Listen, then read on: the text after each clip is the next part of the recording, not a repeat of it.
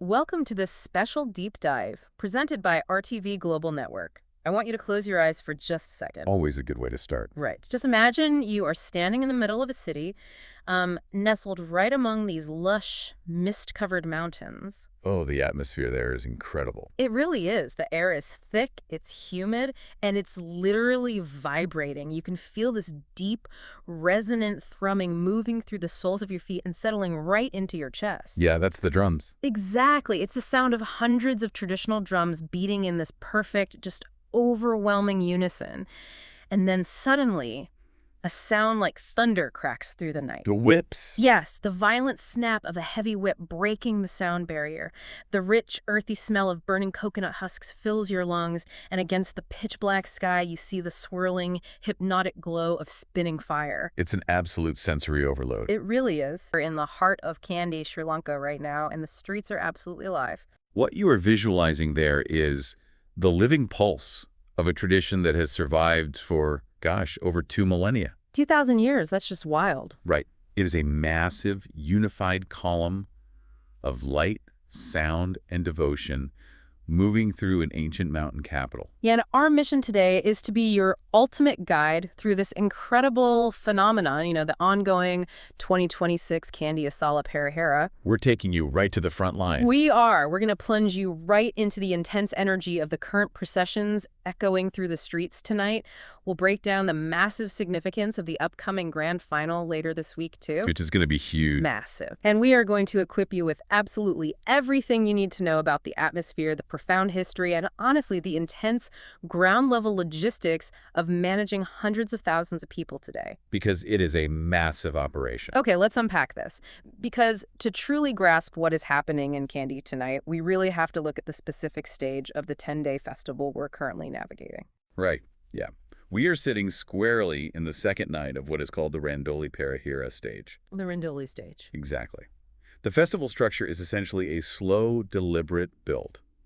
The first 5 nights are known as the Kumbal Perahera. So those are kind of the early days. Yeah, those earlier processions are a bit smaller, they stay closer to the temple, and they lack the sheer, overwhelming grandeur that we see starting in this Randoli phase, which runs from August 23rd through the 27th. And the word Randoli itself has a really specific meaning, right? It does. It translates to the golden palanquins, the ornate enclosed litters or carriages. Like the ones carried on shoulders. Right. They were traditionally used by the queens of the ancient Kandian kings.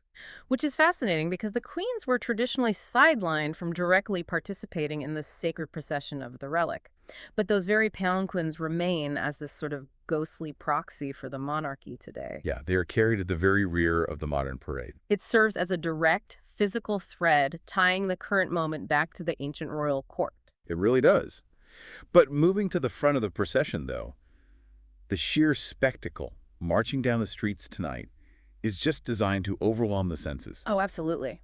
You have the whip crackers, known as the Kasakaringu, who lead the charge. And they are not just making noise for the sake of it. Right. The mechanism of their performance is deeply symbolic. They are literally clearing the path, cutting through the stagnant air to physically and spiritually purify the route before the sacred elements even arrive. Following the purification of the whips, you have the Golupan, the fire dancers. And the mechanics of their performance are just insane. You really are. They rely on these massive hoops made from dried coconut husks that are soaked in natural oils. And when they ignite them. Yeah, when ignited and spun at high speeds, they create these continuous blinding ribbons of fire in the dark. Wow. And the primary illumination for the entire parade route actually comes from these traditional torches and the spinning fire. It casts enormous flickering shadows against the colonial-era buildings of Kandy. And out of those shadows step the vest dancers. Oh, the Vez dancers are incredible. To understand the visual weight here, you really have to look at their headgear. They wear these towering, incredibly intricate silver headpieces that consist of over 60 individual pieces of silver. And a dancer doesn't just buy this outfit online. No, not at all. It takes years of rigorous training to even earn the right to undergo the initiation ceremony, to wear the full Vez regalia. And their movements are so acrobatic, constantly spinning and leaping. Yeah, and driving all of this physical exertion is a meticulously layered wall of sound from the drums.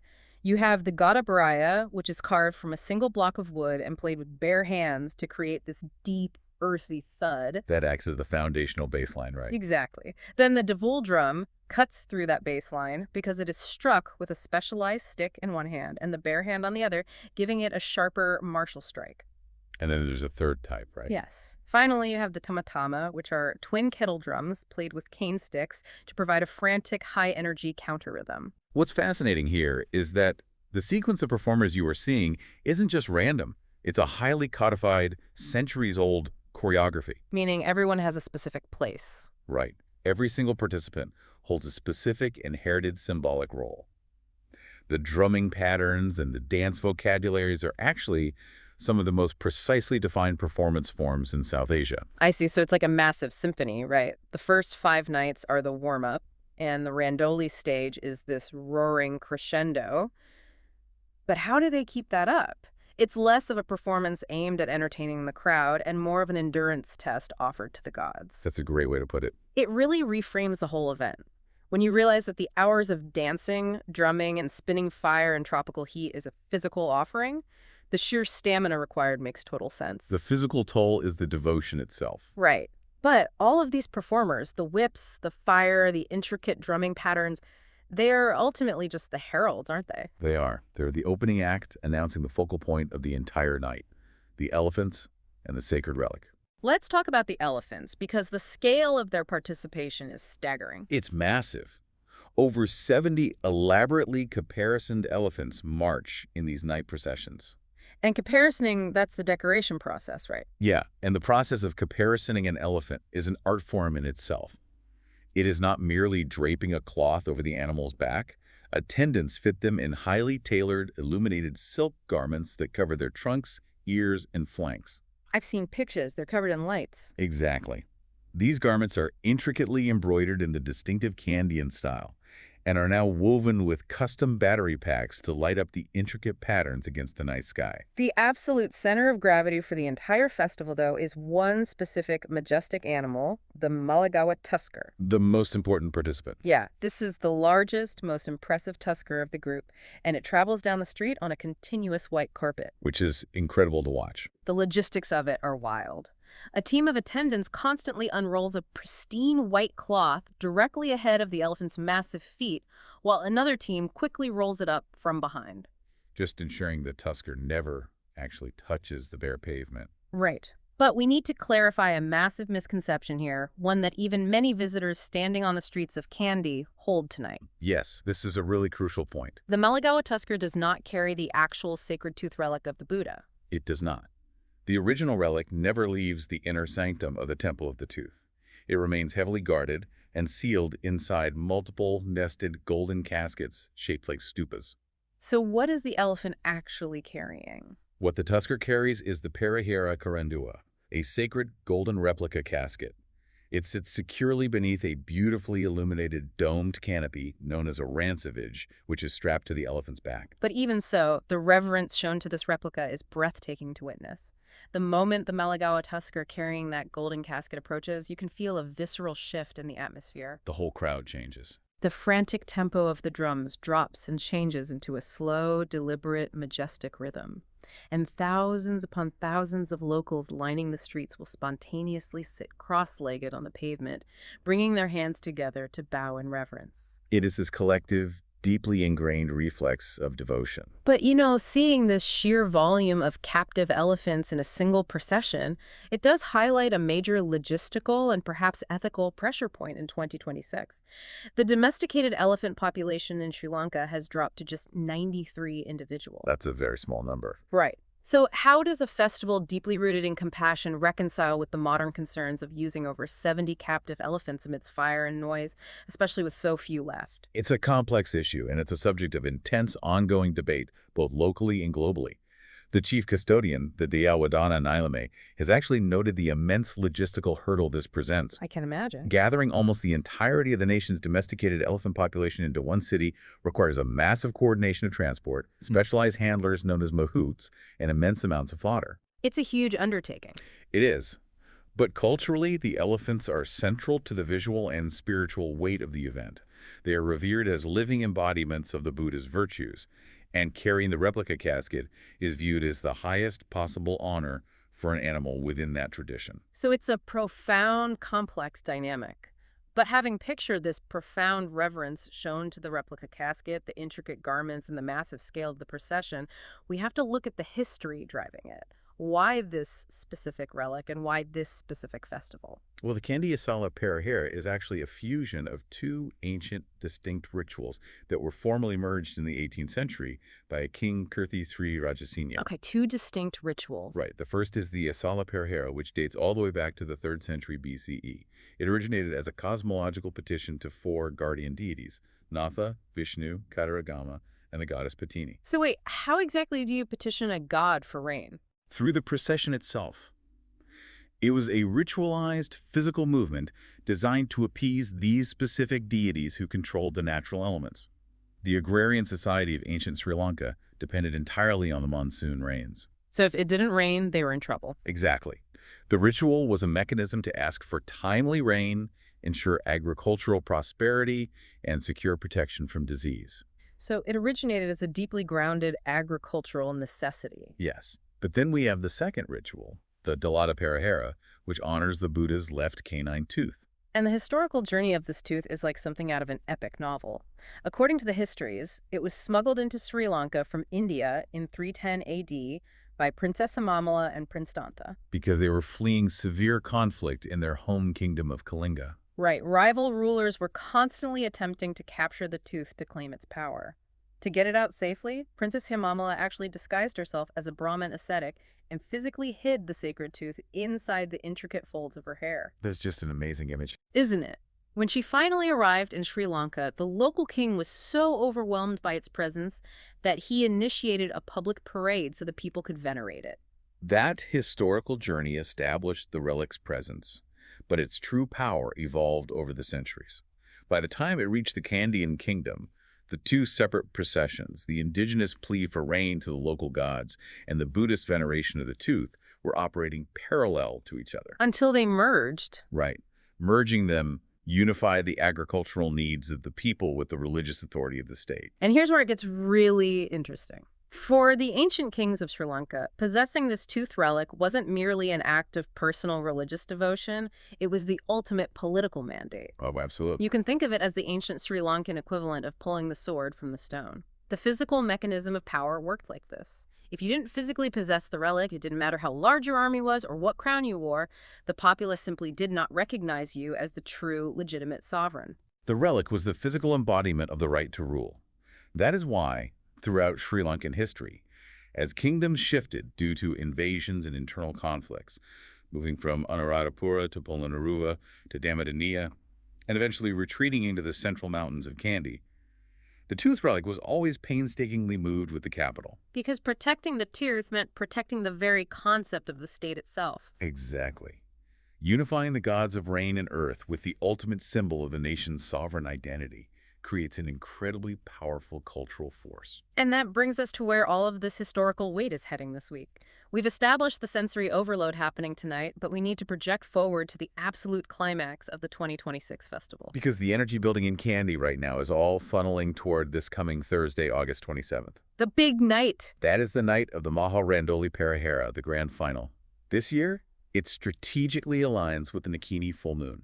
I always think of the Randoli as less like a parade and more like a massive gravitational pull. I mean, it's basically a spiritual Super Bowl. That's a good comparison. It draws all 5 separate temple processions, the one from the Temple of the Tooth and the 4 from the shrines of the guardian deities, which have been orbiting each other all week into one massive unified column. It features the absolute maximum number of performers and the highest concentration of caparisoned elephants, all converging under the bright light of the full moon. It is the ultimate display of pageantry. Hundreds of thousands of people pack into the streets. But what follows the very next day, Friday, August 28th, provides a stunning contrast. It's a huge shift in tone. The festival officially closes with a ritual called the Dia Kapema, or the water cutting ceremony. Unlike the roaring Randoli, this takes place at dawn, secluded on the Mahaweli River, and it is highly restricted. Only a select few officials are present. The mechanics of that ritual are fascinating. But why end a massive public spectacle by going down to a quiet river at dawn? That feels like such a strange contrast. Well, if we connect this to the bigger picture, It brings the entire 10-day cycle back to its oldest, most ancient roots. The official wades into the waters of the Mahaweli River as the sun rises.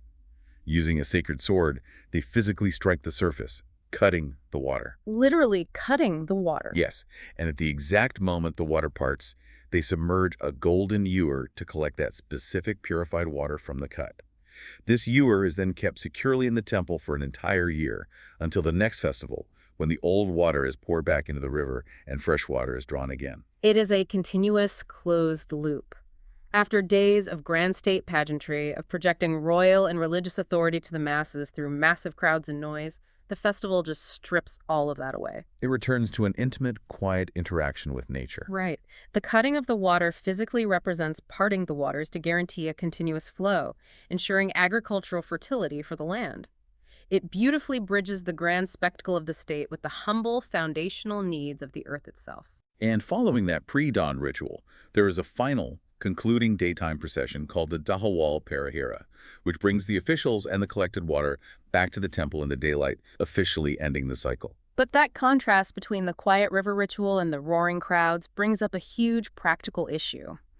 Managing that shift and scale handling hundreds of thousands of people descending on this small mountain city is a logistical nightmare in 2026. Oh, definitely. If you are listening to this and you're actually in Sri Lanka trying to witness this week's Randoli, we need to detail the extreme practical realities of surviving this spectacle. Getting there and being there right now requires serious planning. The logistics of attending the festival have always been intense due to Kandy's geography in a valley, but 2026 presents a very specific, major infrastructure hurdle. The trains. First and foremost, yes, transportation.